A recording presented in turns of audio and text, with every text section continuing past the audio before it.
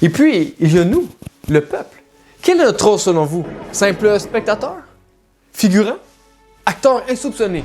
When we return to the story of Robert Downey Jr., drugs land the troubled actor in prison.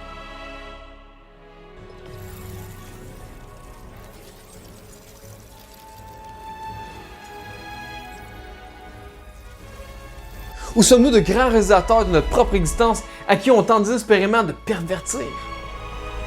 Afin de nous maintenir dans l'illusion du contrôle, s'il y a doute ou preuve, il sera impératif, voire vital, de dénier, dévier, voire même d'ignorer l'information. Ça va permettre aux médecins de prescrire ce médicament en prévention. Donc, ça va même permettre aussi de le prescrire aux enfants de plus de 10 ans.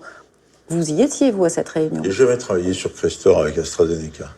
Non, mais c'est pas ça ma question, c'est est-ce que vous étiez, en tant que vice-président de la commission d'autorisation de mise sur le marché, à cette réunion? Vous faisiez quoi, vous, le 10 mai Si je regarde dans mes agendas, je vais peut-être retrouver. Regarde, voilà, ici, c'est votre nom, vous étiez bien présent. Là, il y a la petite croix pour dire. Il m'est arrivé, assez peu d'ailleurs, mais il m'est arrivé de sortir de la salle quand il y avait... Ce jour-là, vous n'êtes pas sorti. Ce jour-là, je n'étais pas sorti parce que, encore une fois, ce n'est pas à moi de faire l'application de la gestion des liens d'intérêt, c'était la mission de la SNCM.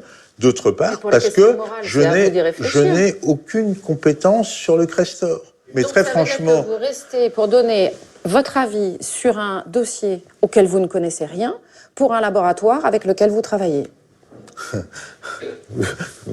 Allant même à discréditer, intimider, même attaquer non seulement l'idée, mais également son porteur.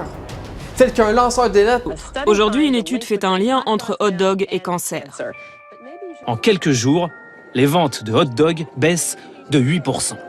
Ce sont des millions de dollars en moins. Avec ses découvertes sur la charcuterie, la chercheuse a été la cible de nombreuses attaques. Et qu'avez-vous pensé quand vous avez vu cette forte corrélation? Car elle était assez forte. Ah oui, c'était une forte corrélation avec les hot dogs. J'étais un peu surprise. Mais je suis restée prudente.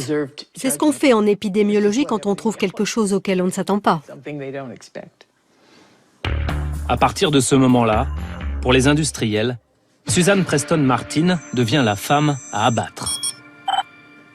Le lobby de la viande. Ils n'ont vraiment pas aimé ce qu'on faisait. Ils étaient très en colère. Et je peux comprendre. Après tout, c'est avec la charcuterie qu'ils gagnent leur vie. Pour la vaccination, on donnait un hot dog. C'est un vaccin, un hot dog. Je pense que c'est vraiment une belle initiative du Canadien. Il y a beaucoup de jeunes qui n'auront peut-être jamais eu la chance d'avoir un hot dog au Centre Bell. Ben, venez faire vacciner. Et quand on montre que c'est mauvais pour la santé, ça les dérange. Ils ont essayé de m'abattre, de me discréditer en fait. Scientifiquement, bien sûr. C'est s'il le faut, le messager. Aucun homme, verse ou grec, aucun homme ne menace un messager. Voyez-vous, ce que nous vivons présentement est basé sur un art des plus invraisemblables qui soit, tel que peut être la musique. Maybe talk to somebody struggling with alcohol or drugs and pornography, that sort of thing. Well, sure. I mean, that's what is the world made up of? It's made up of that. You know, the world doesn't belong to us. The world belongs to Satan. So we're living in that world, and we're bombarded with that every day. La mode. Les chaussures de Satan, elles reprennent voilà toute l'imaginaire, toute la représentation autour du diable. Et on nous promet, regardez, dans la semelle, de l'encre rouge, mais aussi une goutte de sang. Une goutte de sang dans chaque semelle de la chaussure, une vraie goutte de sang. Alors l'histoire ne dit pas, en revanche, ce n'est pas le rappeur qui a donné son sang pour être dans chaque basket. Alors vous allez les voir de plus près, une édition limitée à 666 exemplaires, le chiffre du diable, bien sûr. Et regardez, c'est marqué 10, 18, 1018 euros. C'est le prix, mais pourquoi 1018? Parce que 10, c'est le chapitre 10 de la Bible, 18, c'est le verset 18, je vais vous le lire. Jésus leur dit, je voyais Satan tomber du ciel comme un éclair. Le cinéma. I can tell you that the number one problem in Hollywood was and is and always will be pedophilia. That's the biggest problem for children in this industry. Nobody talks about pedophilia. It's the big secret. And it's widespread? Oh yeah. I was surrounded by them when I was 14 years old. Surrounded. literally. Didn't even know it. It wasn't until I was old enough to realize what they were and what they wanted and what they were about and the types of people that were surrounding me. Ou bien, il y a même l'histoire. Et c'est la raison pour laquelle on pense que la naissance de Jésus est à fixer soit en moins 4, soit en moins 6, soit en moins 7, sans que l'on puisse exactement déterminer l'année.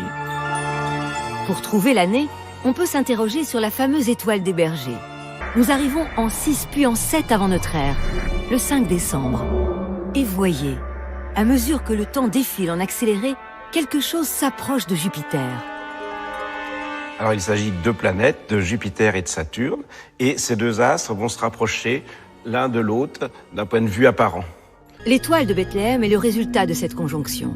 Mais cette année-là, il y a non pas une, mais 3 conjonctions entre Saturne et Jupiter. Cette triple conjonction de deux planètes du système solaire pourrait bien marquer la date de naissance de Jésus, qui serait né en -7 avant Jésus-Christ. La politique. Je crois que notre génération doit savoir que la bête de l'événement est là. Et elle arrive. La guerre. Le président américain a menti. Le vice-président américain Dick Cheney a menti. La CIA a apporté des preuves qui n'en étaient pas. Et au bout du compte, chacun apporte sa pierre à la construction d'un édifice qui est un gigantesque mensonge. Et il y a la paix. Quelle est la valeur de la paix selon vous? Serait-ce d'accepter tout ce qu'ils exigent pour qu'au final nous ayons cette fameuse paix? Mais à quel prix? Ou bien serait-ce de mettre son pied à terre et de dire non afin de pouvoir vivre en paix? Mais encore une fois, à quel prix? Les familles et les PME du Québec vous disent plus jamais. Plus jamais. Plus jamais. Plus jamais de confinement. Les familles et les PME du Québec vous disent aussi stop aux mesures d'hygiène excessives.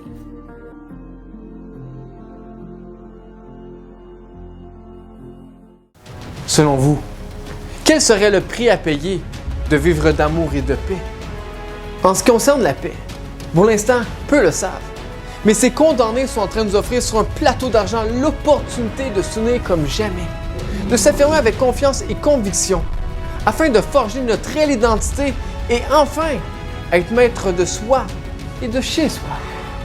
Débutons par promouvoir notre essence même qui est l'amour, l'harmonie, le vivre ensemble, pour vivre dans un monde futur où nous pourrons vivre d'évolution individuelle et collective, tout en cohabitant avec la nature,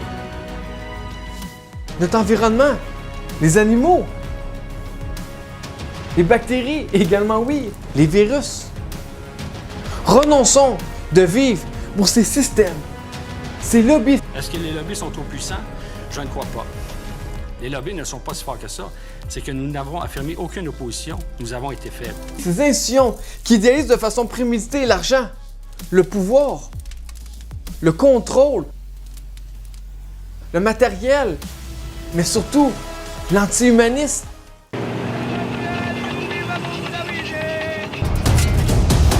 Ils sont exploités dans des conditions inhumaines. Par conséquent, mettons un terme final à l'acceptation de l'inacceptable pour finalement vivre d'évolution humaine ou d'évolution technologique.